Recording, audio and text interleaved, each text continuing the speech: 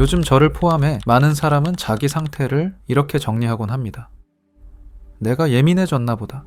생각이 많아서 그런가? 그래서 마음을 다잡는 방법들을 찾습니다. 자기계발, 루틴, 동기부여 영상, 더 강한 결심. 그런데 이상하게도 같은 장면이 반복되죠. 결심을 했는데 며칠 지나면 다시 흐트러집니다. 당신의 의지가 약한 게 아니라 애초에 시동을 거는 접근 방식이 잘못된 것일지도 모릅니다. 이건 단순히 개인의 성격이나 멘탈의 문제가 아닐 수도 있습니다. 조금 더 근본적인 차원, 감각에 관한 이야기일지도 모릅니다. 여기서 말하는 감각은 흔히 말하는 기분이나 정서처럼 뭉뚱그려진 것이 아닙니다. 훨씬 더 앞단계에서 몸이 보내오는 미세한 신호들입니다. 숨이 얕아졌는지, 심장이 빠르게 뛰는지, 위장이 묘하게 조이는지, 턱이나 어깨에 힘이 들어가 있는지. 이런 신호들이 뇌로 올라간 다음에서야 우리는 그것을 불안하다, 짜증난다 같은 이름으로 부르게 됩니다. 즉 감정은 몸의 감각과 뇌 해석이 합쳐진 결과입니다. 그리고 이 신호를 다루는 큰 개념이 내부 수용 감각, 쉽게 말해 몸 안의 상태를 감지하는 능력입니다. 그런데 이 감각이 희미해진 상태에서 우리는 어떻게 살아가고 있을까요? 내가 나를 모른 채로 세상이 내게 기대하는 감각만 좇으며 살아갑니다. 무엇을 느껴야 하는지도, 어떤 상태가 내게 편안한지도 스스로 알지 못한 채 사회가 말해주는 기준과 자극을 따라가다 보면 어느새 자기 자신과 인식은 흐려지고 맙니다. 그 결과 나라는 존재가 해체된 삶에서는 무언가를 성취해도, 관계를 맺어도 안정감을 느끼기 어렵습니다. 그래서 감각의 회복은 단순한 건강관리나 자기개발이 아니라 나를 다시 나로 느끼기 위한 가장 원초적이고 구체적인 출발점입니다. 뇌는 우리가 마주하는 현실 세계를 있는 그대로 반영한다기보다 미리 예측해서 빠르게 편집하는 장치에 가깝습니다. 그리고 그 예측의 결과는 우리 몸의 상태에 크게 영향을 받습니다. 심리학 분야의 혁신적인 연구로 세계에서 가장 많이 인용된 신경과학자 리사 펠드먼 베러슨, 감정은 버튼처럼 눌러서 켜지는 것이 아니라 뇌가 몸에서 올라오는 신호와 상황을 이용해 그 순간순간 구성하는 과정이라고 설명합니다.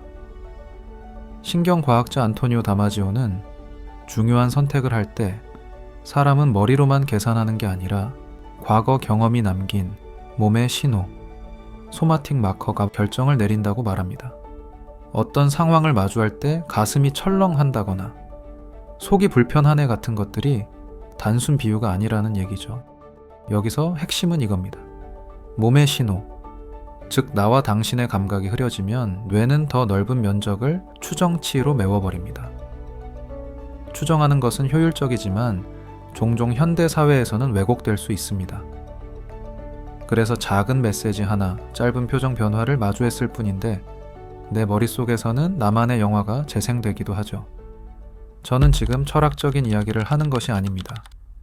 우리의 일상 생활 장면에서 매일 만나는 이야기입니다. 아침에 눈 뜨자마자 휴대폰을 봅니다.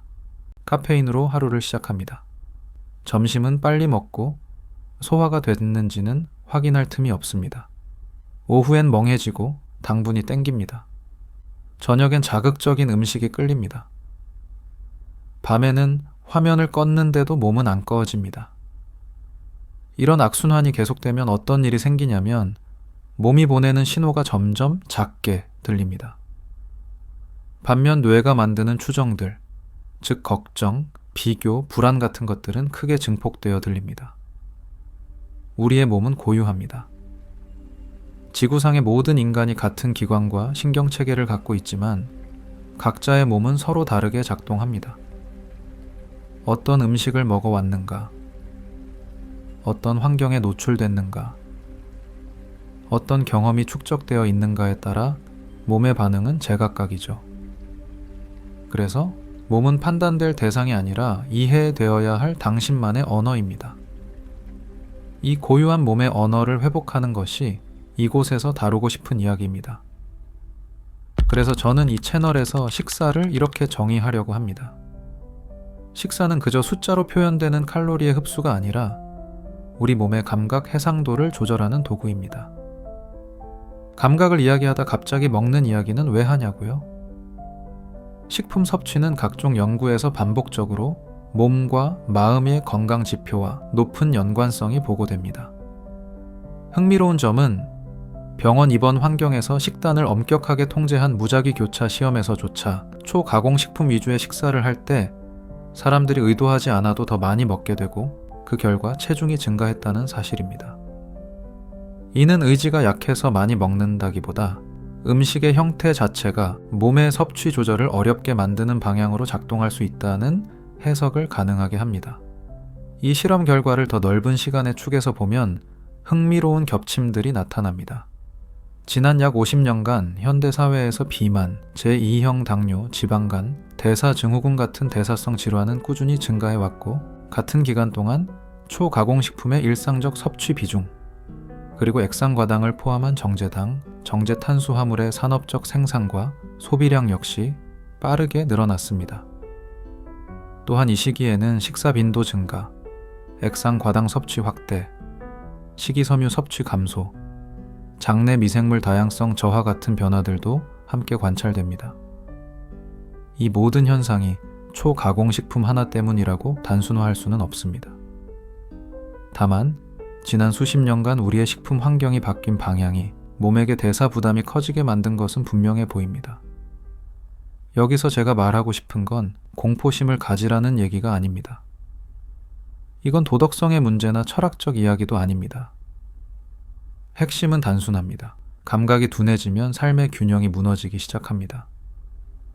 현대 사회는 속도와 경쟁에 최적화되어 있습니다.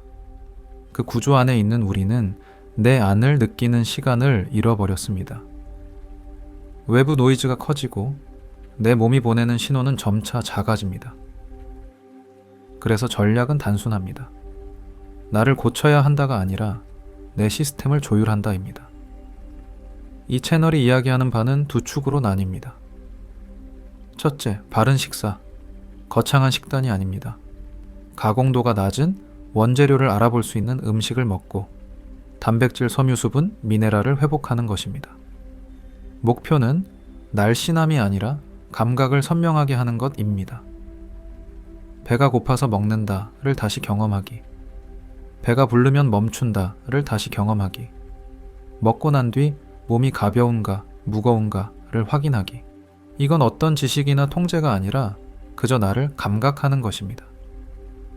둘째, 명상과 알아차림 능력. 명상이라는 단어가 익숙하지 않으신 분들도 계시죠. 그렇다면 이렇게 바꾸겠습니다.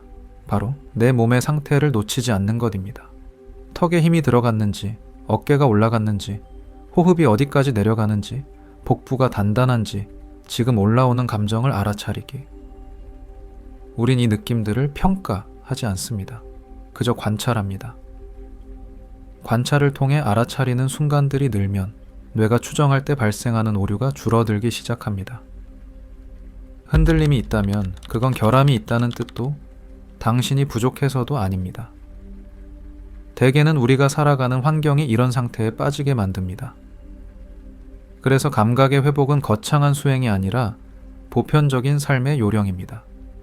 먹는 방식, 숨 쉬는 방식, 내 몸의 신호를 다루는 방식. 이걸 조금만 조율해도 삶의 태도가 달라질 수 있습니다. 저는 누군가를 가르치려는 사람이 아닙니다. 살아가면서 직접 느끼며 관찰한 것들, 그리고 몸과 마음이 반응했던 순간들을 기록해두고 싶을 뿐입니다.